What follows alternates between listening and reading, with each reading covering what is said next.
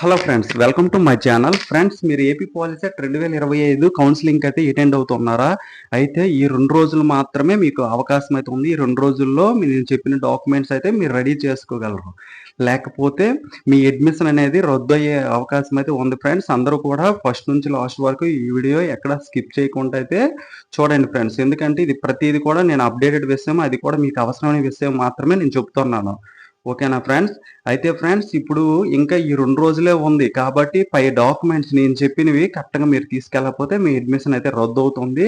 మీరైతే convener quota miss అయిపోయి next మీరు మేనేజ్మెంట్ కోటాకి మాత్రమే అర్హత అయితే సాధిస్తారు. మేనేజ్మెంట్ కోటా అంటే మీరే సొంతంగా మీ చేతుల్లో అదే మీ పాకెట్ మనీ అయితే మీ అమౌంట్ అయితే కట్టుకోవాల్సి ఉంటుంది.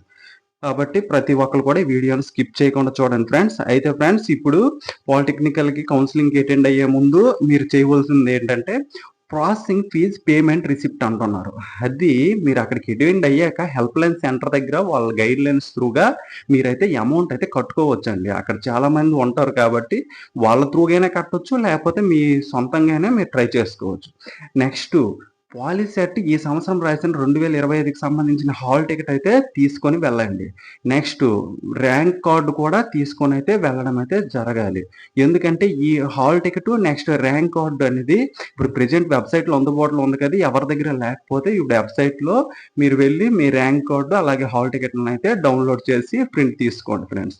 వాటి వెబ్‌సైట్ యొక్క లింక్ అయితే మన వీడియో డిస్క్రిప్షన్‌లో ఉంటుంది. వాటిపైన క్లిక్ చేసి మీ యొక్క హాల్ టికెట్, ర్యాంక్ కార్డ్ అయితే డౌన్‌లోడ్ చేసుకోవచ్చు.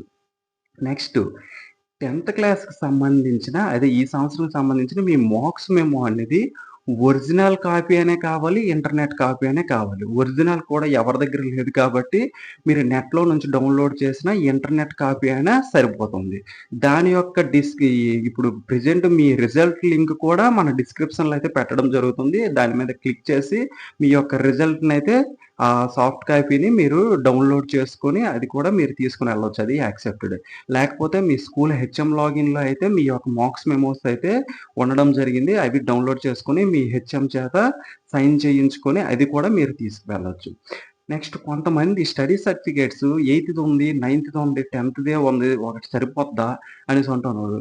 మీరు 4థ్ క్లాస్ నుంచి 10థ్ వరకు చదివిన స్టడీ సర్టిఫికేట్స్ అనేది కంపల్సరీ అయితే కావాలి. ఎందుకంటే ఇది మీ రెసిడెన్సీనైతే డిక్లేర్ చేస్తుంది. Local preference. నెక్స్ట్ మీరు ఈ స్టేట్ వాళ్ళు అనే రెసిడెన్సీని డిక్లేర్ చేయడం వల్ల మీకు లోకల్ ఏపీ కిందైతే మీకు కన్సిడర్ చేయడానికైతే మీకు కంపల్సరీ అయితే మీ స్టడీ సర్టిఫికేట్స్ అనేది కావాలి. అది కూడా 4థ్ నుంచి 10థ్ వరకు. అయితే కొంతమంది దగ్గర లేవంటున్నారు. ఎందుకు మీరిప్పుడు ఆల్రెడీ స్కూల్ చదివున్నారు కదా! ఆల్రెడీ స్కూల్స్ అయితే ఓపెన్ అయ్యాయి కాబట్టి స్కూల్‌కి వెళ్లి మీ యొక్క స్టడీ సర్టిఫికేట్స్‌ని అడిగితే వాళ్ళు వెంటనే వితిన్ 10 మినిట్స్‌లోనే మీకైతే మీ హెచ్ఎమ్స్ అయితే ప్రొవైడ్ చేస్తారు. కాబట్టి ప్రతి ఒక్కళ్ళు కూడా 4థ్ నుంచి 10థ్ వరకు స్టడీ సర్టిఫికేట్స్ అయితే కంపల్సరీ తీసుకోవాలి. కొంతమంది స్కూల్‌లో ఎత్తేసేయడము అలా ఉంటాయి కదా! అలాంటి వాళ్ళకైతే ఇంకో ఎగ్జామ్స్‌నయితే కల్పించారు. ఏంటంటే రెసిడెన్సీ సర్టిఫికేట్. ఆ రెసిడెన్సీ సర్టిఫికేట్ ఏంటంటే ఇప్పుడు మీరు ఈ సంవత్సరం క్వాలిఫై అయ్యారు కదా! 10థ్ ఇక్కడి నుంచి లాస్ట్ బ్యాక్ 7 ఇయర్స్ యొక్క మీ యొక్క రెసిడెన్సీ సర్టిఫికేట్ అనేది మీరైతే తీసుకొని వెళ్ళొచ్చు. ఆ రెసిడెన్సీ సర్టిఫికేట్ అనేది మీ దగ్గరలోని సచివాలయంకి వీఆర్ఓని కాంటాక్ట్ అయితే వాళ్ళు ఎలా అనేది ప్రాసెసింగ్ అయితే చెప్తారు. Next EWS certificate. చాలామంది ఓసీ కేటగిరీ ఉన్న వాళ్ళకైతే ఎకనామికల్లీ వీకర్ సెక్షన్స్ కింద అయితే మీ అందరికైతే పేదవాళ్ళ కింద పూర్ పీపుల్స్ అనేసి ఈడబ్ల్యూఎస్ సర్టిఫికేట్ అయితే ఇవ్వడం జరిగింది. అయితే ఈడబ్ల్యూఎస్ సర్టిఫికేట్ వాళ్ళకి వీళ్ళకి సెపరేట్‌గా మళ్ళీ రిజర్వేషన్ కూడా గవర్నమెంట్ కల్పించడం జరిగింది కాబట్టి, ఈ ఈడబ్ల్యూఎస్ సర్టిఫికేట్ ఉన్న వాళ్ళకైతే ఇదొక మంచి అవకాశం. అయితే ఈడబ్ల్యూఎస్ సర్టిఫికేట్ అనేది రీసెంట్ అంటే ఈ 2025, 26 సంవత్సరంలో చేసింది మాత్రమే యాక్సెప్టెడ్ అనమాట. లాస్ట్ ఇయర్ అయితే ఎలిజిబిలిటీ కాదు. కాబట్టి ఎవరైనా ఇప్పటి వరకు చేయకపోయి ఉంటే ఈ 2 డేస్ టైమ్ ఉంది కాబట్టి అప్లై చేసి మీ సేవ ఆర్ సచివాలయం ద్వారా అయితే అప్లై చేసి మీరైతే అదైతే కౌన్సెలింగ్ టైమ్‌లో తీసుకెళ్ళడం అయితే ఉంటది. కాబట్టి ఈ 2 డేస్‌లో మీరు అప్లై చేస్తే కంపల్సరీ అయితే మీకు ఆ సర్టిఫికేట్ అయితే ప్రొవైడ్ అయితే అయిపోద్ది.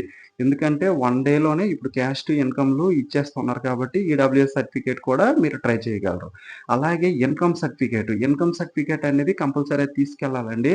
చాలా మంది రైస్ కార్డ్ నాకుంది. రైస్ కార్డ్ తీసుకెళ్ళిపోతే సరిపోద్ది కదా అంటున్నారు. రైస్ కార్డ్‌తో పాటు మీ యొక్క ఇన్‌కమ్ సర్టిఫికేట్ అయితే తీసుకెళ్ళాలి. అయితే ఈ ఇన్‌కమ్ సర్టిఫికేట్‌కి ఎగ్జామ్షన్ ఏంటంటే 2022 జనవరి 1 తర్వాత మీకు ఆల్రెడీ ఈ ఇన్‌కమ్ సర్టిఫికేట్ తీసుకొని ఉంటే అదైతే వ్యాలిడే, ఎలిజిబులే. కొత్తగా ఇప్పుడు చేయలేమన్న వాళ్ళు 2022 జనవరి 1 తర్వాత ఉన్న ఇన్‌కమ్ సర్టిఫికేట్ అయితే తీసుకువెళ్ళవచ్చు. ఎందుకైనా మంచిది మీరు caste, income next OBC certificate కూడా కొత్తగా సచివాలయంలో అయితే అప్లై చేసుకోండి. 3 ఒకేసారి అప్లై చేసినా ఒకేసారి కూడా అప్రూవల్ అయిపోతున్నాయి కాబట్టి ఆ 3 కూడా చేయించుకోవడం అయితే చాలా మంచిది ఫ్రెండ్స్. అలాగే ట్రాన్స్‌ఫర్ సర్టిఫికేట్ టీసీ అనేది కంపల్సరీ అయితే మీ స్కూల్ హెచ్ఎం ఆర్ ప్రిన్సిపల్ వద్ద నుంచి అయితే మీరు తీసుకోగలరు. ఎందుకంటే టీసీ అనేది కంపల్సరీ అయితే అక్కడ అడుగుతున్నారు. ఇది మ్యాండేటరీ కాబట్టి టీసీ అయితే మీరు తీసుకోగలరు ఫ్రెండ్స్. అలాగే కొంతమంది స్పోర్ట్స్ కేటగిరీ చాలా ఒకటి ఉన్నాయి కదా! కేటగిరీస్‌కి సంబంధించిన వారు. మీరైతే మీ కేటగిరీకి సంబంధించిన సర్టిఫికేట్స్ తీసుకొని వెళ్తే మీకైతే సెపరేట్ రిజర్వేషన్ అయితే ఉంటుంది. ఈ డిజేబులిటీ పీడబ్ల్యూడీ క్యాండిడేట్స్ డిజేబులిటీ ఈ పర్సన్స్ కూడా సెపరేటు రిజర్వేషన్ ఉంటుంది. మీకైతే 40% కంటే ఎక్కువ ఉంటే మీరైతే డిజేబిలిటీ క్యాండిడేట్ కింద మీకైతే ఆ కేటగిరీ కిందట అర్హత సాధించడం జరుగుతుంది ఫ్రెండ్స్. ఇదైతే కంపల్సరీ అయితే అందరూ తెలుసుకోగలరు. తర్వాత ర్యాంక్స్ అయితే చూసుకోండి ఫ్రెండ్స్. 1 నుంచి 15,000 లోపల వాళ్ళు మాత్రమే 21 డేట్‌నైతే అటెండ్ అవ్వండి. అంతకంటే ఎక్కువ ర్యాంక్ వచ్చిన వాళ్ళు నెక్స్ట్ డే అదే ముందు రోజు అటెండ్ అయినా సరే మీకు యాక్సెప్ట్ చేయరు.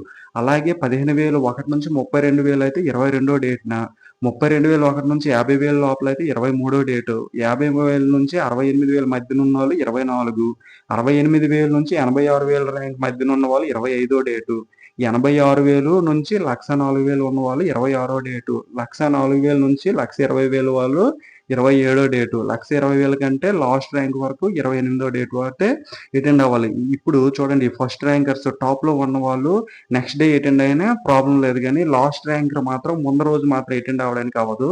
ఫస్ట్ ర్యాంకర్ మాత్రం లాస్ట్ రోజు అటెండ్ అయినా సరే యాక్సెప్ట్ చేస్తున్నారు. ఇదైతే గమనించగలరు ఫ్రెండ్స్. అయితే ఫ్రెండ్స్ ఇప్పుడు చాలామంది అడుగుతున్నారు ఏంటంటే ఇది మేము సెకండ్ ఫేజ్ కౌన్సెలింగ్‌కి ఇప్పుడు కాలేజ్ నచ్చకపోతే మారిపోవచ్చా అంటే కంపల్సరీ అయితే మీరు మారిపోవచ్చు. ఇది first phase counselling friends. Second phase counselling కూడా షెడ్యూల్ అయితే ఉంటుంది. త్వరలో అయితే అది అప్డేట్ చేస్తాను.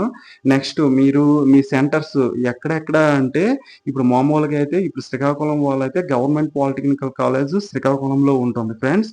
అదే విజయనగరం వాళ్ళు అయితే ఎంఆర్ఏజీఆర్ గవర్నమెంట్ పాలిటెక్నిక్ విజయనగరం. అంటే మీరు ఎక్కడెక్కడ అటెండ్ అవ్వాలంటే మీ కౌన్సెలింగ్ సెంటర్స్ అయితే ఇవి ఫ్రెండ్స్. అదే ఒక్కొక్క దగ్గర కౌన్సెలింగ్ సెంటర్స్ అయితే మన వీడియోలో అయితే నేను పెట్టడం జరిగింది. ప్రతి ఒక్కరు కూడా దాన్ని జూమ్ చేసి మీరైతే చూసుకోగలరు ఫ్రెండ్స్. మొత్తం టోటల్ మీరు కౌన్సెలింగ్ సెంటర్స్ అంత డేటా అయితే నేనైతే దీంట్లో మన వీడియోలో అయితే అప్లోడ్ చేయడం జరిగింది ఫ్రెండ్స్. ఇంకా ఏవైనా డౌట్స్ ఉంటే మన కామెంట్ బాక్స్‌లో అయితే అడగండి ఫ్రెండ్స్. ప్రతి దానికి కూడా నేను రిప్లై అయితే ఇవ్వడం జరుగుతుంది.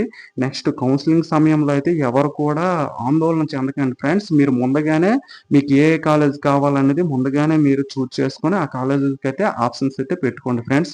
నెక్స్ట్ బ్రాంచ్ విషయంలో కూడా మీకు ఒక ఐడియా ఉంటుంది కాబట్టి ఎవరికి ఏ బ్రాంచ్ కావాలనేది ఆ బ్రాంచ్ అయితే అప్లై చేసుకోండి. నెక్స్ట్ మీకు ఇదంతా అప్లై చేశాక మీకు సీట్ అలాట్మెంట్ అనేది 3వ డేటు అంటే జూలై 3వ డేట్‌న సాయంత్రం 6 గంటలకైతే వెబ్‌సైట్‌లో పెడతారు. అప్పుడు మీకు ఏ కాలేజ్ వచ్చింది, ఏ బ్రాంచ్ వచ్చింది అనేదైతే మీకైతే తెలుస్తుంది friends.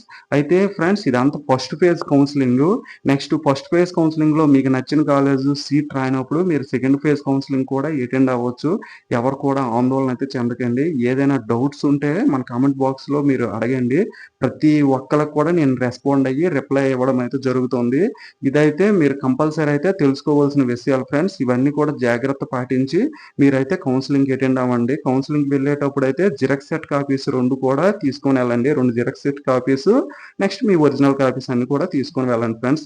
Okay friends. Thank you. ఎవరికైనా ఇంకా ఏదైనా డౌట్ ఉంటే మన కామెంట్ బాక్స్‌లో అయితే మీరు అడిగితే కంపల్సరీ అయితే ప్రతి ఒక్కరికైతే రెస్పాండ్ అవుతాను. ఓకే. Thank you.